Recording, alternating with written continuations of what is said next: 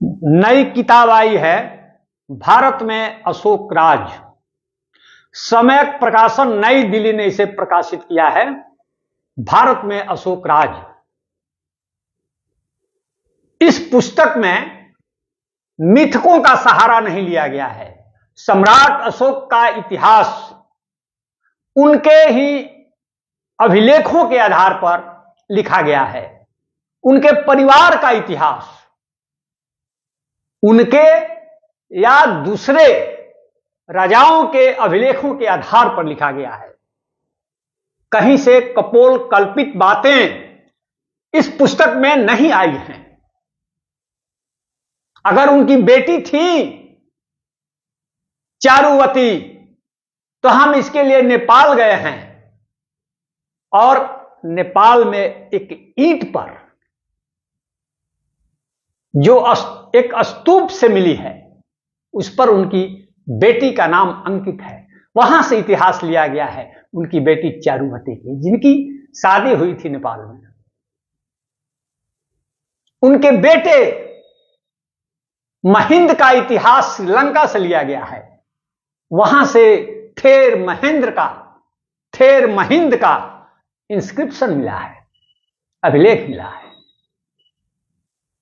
संघमित्रा जो बौद्ध हो गई थी, सम्राट अशोक की बेटी संघमित्रा का इतिहास पानगुरारिया से लिया गया है। वहां पर उनका नाम अंकित है। ऐसे किया गया है। बात के जो हमारे यहां लिटरेरी सबूत हैं वो बहुत सारी बातें उसमें गलत हैं। पहली बात तो मैं यह कहना चाहूंगा कि जो इतिहास की किताबों में मौर्य प्रशासन ये जो शब्द का चलन है, इस पर सवालिया निशान खड़ा होता है, क्योंकि सम्राट अशोक के किसी भी अभिलेख में प्रशासन जैसा शब्द नहीं मिलता है। प्रशासन शब्द बाद का है। गुप्त काल के अभिलेखों में प्रशासन शब्द मिलता है, लेकिन सम्राट अशोक के अभिलेखों में मौर्य काल में प्रशासन शब्द नहीं मिलता है। इसीलिए सत्यकेतु विद्यालंकार ने जो अपनी पुस्तक लिखी है, इतिहास की पुस्तक, उसमें मौर्य प्रशासन पर सवाल खड़ा किया है और कहा है कि मौर्य प्रशासन नहीं बल्कि मौर्य धर्म अनुशासन था। और प्रशासन और धर्म अनुशासन में फर्क होता है। फर्क यह है कि प्रशासन जो है वो जोर जबरदस्ती से चलाई जाने वाली चीज है। तोप से, बंदूक से, गोली से, अश्रु गैस से, फोर्स से, पुलिस से, कर्फ्यू से, कड़ी चौकसी जनता पर, यह प्रशासन है। धर्म अनुशासन में ऐसा नहीं होता है। धर्म अनुशासन इसमें यकीन नहीं करता है कम से कम शासन किया जाए, यह धर्म अनुशासन है। हम लोग तो जो पॉलिटिकल साइंस की किताबें हैं उसमें बहुत सारे महान व्यक्तियों के राजनीतिक दर्शन, राजनीतिक सिद्धांत पढ़ाए जाते हैं। कौटिल्य का राजनीतिक दर्शन, कौटिल्य का राजनीतिक सिद्धांत पोल साइंस की पुस्तकों में है, लेकिन सम्राट अशोक का राजनीतिक फिलॉसफी, राजनीतिक दर्शन, राजनीतिक सिद्धांत, यह हमारे सिलेबस से बाहर है। राजनीतिक शास्त्र के सिलेबस से बाहर है।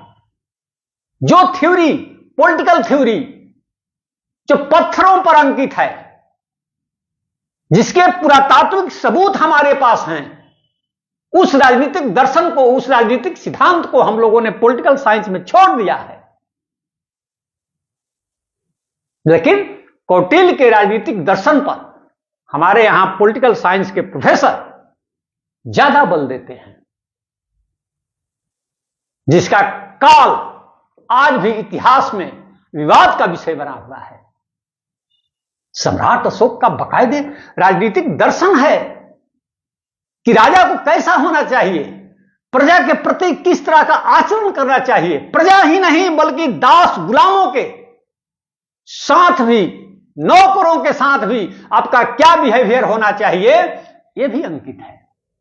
ये जो 5 साल में जो 5 साल का जो कार्यकाल होता है प्रधानमंत्री का, मुख्यमंत्री का, गवर्नर का, ये इसका स्रोत कहां है? सम्राट अशोक के जो राजनीतिक दर्शन हैं उसमें उन्होंने जो नौकरशाह थे उनके लिए आचार संहिता उन्होंने बनवाई थी कि 5 साल पर आपका तबादला होगा। ये शिलालेखों पर अंकित है। और राजा कैसा? राजा हर जगह हर समय पर जनता के लिए उपलब्ध हो, यह राजनीतिक दर्शन अंकित है। लोक कल्याणकारी राज्य की स्थापना सम्राट अशोक ने की थी। मैं तो कहता हूं कि जिस सिकंदर ने भारत में खून की होली खेली थी, उसी यूनान में बस 2 ही पीढ़ी बाद सम्राट अशोक ने दवाइयां बंटवाई थी। इसी पर तो आपका यूएनओ का जो सिद्धांत है, जो विकसित देशों का सिद्धांत है, जो मिशन भेजता है, इसका स्रोत वही तो है, वही है। तो मैं ये कह रहा था कि बहुत सारी किंवदंतियां, बहुत सारी कथाएं, गलत कथाएं सम्राट अशोक के नाम पर फैलाई गई हैं। उसके आधार पर हम लोग इतिहास नहीं लिख सकते। 99 भाइयों का हत्यारा सम्राट अशोक गलत इतिहास है। इसका कहीं से भी हम लोग को सबूत नहीं मिलता है, पुरातात्विक सबूत नहीं मिलता है। इसके कुछ किताबों में लिटरेरी सबूत हैं जिसको पुरातत्व नकारता है।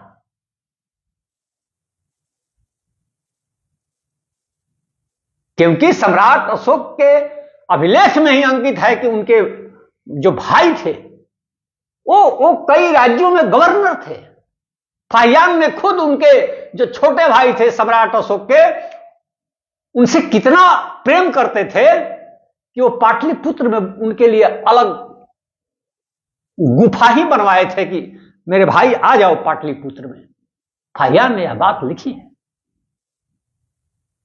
हेनसांग ने लिखी है। तो जो ऑथेंटिक लिटरेरी सबूत है, जो हमारे इंस्क्रिप्शंस हैं, वे नहीं कहते हैं कि सम्राट अशोक ने 99 भाइयों की हत्या की। चंड अशोक, चंड अशोक, चंड अशोक, ये काल्पनिक ग्रंथों की कहानियां हैं। हमारे यहां जो इंस्क्रिप्शन मिलते हैं, मान लीजिए कि सम्राट अशोक ने अपने की बड़ाई मारी हो, लेकिन दूसरे राजा क्या कहते हैं उसको तो सबूत आप मानिएगा ना। तो हम लोगों को जो पहला दूसरे राजा का अभिलेख मिलता है जूनागढ़ से रुद्रदामन का, उसमें उन्होंने सम्राट अशोक का जिक्र किया है रुद्रदामन ने। और उस अभिलेख में जो सम्राट अशोक की जो पर्सनालिटी उभरती है, उनका जो व्यक्तित्व उभरा है, वह लोक कल्याणकारी राजा के रूप में उभरा है। इंडिया का वह पहला अभिलेख है जिसमें सम्राट अशोक को अशोक मौर्य कहा गया है। और वहीं से अशोक के नाम में तालाब शब्द पहली बार मिलता है, वरना दंत स से अशोक अपना नाम लिखवाते थे और उनका मूल नाम भी दंत स से ही था, तालाब स से नहीं। तालाब स से मैं बता रहा हूं कि रुद्रदामन का जो अभिलेख है जूनागढ़ में 2री सदी का, उसमें पहली बार तालाब स का प्रयोग है और उसको इंडियन हिस्ट्री में अपना लिया गया। दूसरा जो अभिलेख में नाम मिलता है अशोक का, वो सारनाथ से, कुमार देवी का अभिलेख। गढ़वाल वंश की महारानी थी कुमार देवी, तो उनके अभिलेख में सम्राट अशोक को थम अशोक कहा गया है, चंड अशोक नहीं, चंड अशोक नहीं। तीसरा जो अभिलेख मिलता है यहां बोधगया से, बर्मी भाषा, बर्मी लिपि में है, उसमें भी उनका नाम धम अशोक ही मिलता है, चंड अशोक नहीं। और उसमें जिक्र मिलता है कि 84,000 स्तूपों के निर्माता थे सम्राट अशोक। उस बर्मी अभिलेख में इस बात का जिक्र है। चौथा जो अभिलेख मिलता है यहां, बर्मा देश के एक राजा हुए धमचेती। धमचेती ने अशोक राज स्थापित करने का सपना देखा था। उनके अभिलेख बर्मा में मिला है, उसको कल्याणी अभिलेख कहते हैं हम लोग। उसमें भी सम्राट अशोक को थम अशोक कहा गया है। क्या इंडोनेशिया, क्या वियतनाम, चीन, जापान, कोरिया, बर्मा, हर जगह थम अशोक। चंड अशोक की जो परिकल्पना है वह कपोल कल्पित है। अशोकावदान में तो बहुत सारी जाली बातें कही गई हैं कि पूर्व जन्म में सम्राट अशोक जय नामक लड़के थे। ये तो पौराणिक शैली है, इतिहास की शैली नहीं है कि सम्राट अशोक पूर्व जन्म में क्या थे। ये इतिहास नहीं है, यह पुराण है। उसको हटाइए और सही इतिहास का लेखन कीजिए, इसमें यकीन कीजिए। ये वैज्ञानिक युग है, वैज्ञानिकता में आपको रहना है, अंधविश्वास सोसाइटी में नहीं फैलाना है। वो जमाना लद गया। तो मैं ये कह रहा था कि उसमें तो है, उसमें वो अशोकावदान का जो लेखक है वो सम्राट अशोक की मां की भी जाति खोज डाली है कि ब्राह्मण कन्या थी सम्राट अशोक की मां। क्या काल्पनिक कहानियां हैं। मैं तो कहता हूं कि मौर्य काल में जाति व्यवस्था थी ही नहीं। फिर जो अशोकावदान के जो लेखक हैं उनकी मां की जाति कैसे खोज डाली। ये सब लोग जातिवादी इतिहासकार हैं जो मौर्यों की जाति खोजते हैं, जो जाति व्यवस्था उस समय थी ही नहीं। पानी उलीच रहे हैं, पन्ना पर पन्ना खर्च किए जा रहे हैं अनावश्यक। उसी में यह भी वर्णन है कि सम्राट अशोक को किसी ने व्यंग में कह दिया, किसी महिला ने, कि बड़े कुरूप हैं। झूठी बात। और इस पर सम्राट अशोक ने कई महिलाओं को मरवा डाला। ये मिथक है, यह इतिहास नहीं है। सम्राट अशोक के जो इंस्क्रिप्शन हैं वो सबूत देते हैं कि महिलाओं के कल्याण के लिए सम्राट अशोक ने बाकायदे डिपार्टमेंट बनाया था, विभाग था। इसके सबूत हैं। एक कहानी सत्य नहीं है। इस तरह की बहुत सारी अनावश्यक चीजें हैं। इसीलिए जो एक किताब है भारत में अशोक राज, यह पुरातात्विक सबूतों पर आधारित है, काल्पनिक कहानियों पर नहीं। एक किताब इन तमाम कहानियों को, कल्पित कहानियों को खारिज करती है। भारत में अशोक राज, उनके तो इतने सुंदर सुंदर पिलर हैं सम्राट अशोक के कि जिसका वर्णन ओ सीरत फिरोज शाही में 14वीं सदी की किताब है। लिखा है कि सम्राट अशोक का जो पिलर है वो दूर से सोने का टीला लगता है। सोच लीजिए। और यह भी लिखा है कि पिलर क्या लगता है कि स्वर्ग लोक से कोई देवदूत आकर कोई स्वर्गीय वृक्ष धरती पर रोप दिया हो। इस तरह का वर्णन है। इस तरह का वर्णन है। जहांगीर के जमाने में कोरिएट आए थे, उनको भ्रम हुआ कि यह पत्थर का नहीं पीतल का बना है। चैपलिन को भ्रम हुआ कि संगमरमर का है। बहुत सारे लोगों को भ्रम हुआ कि धातु का है।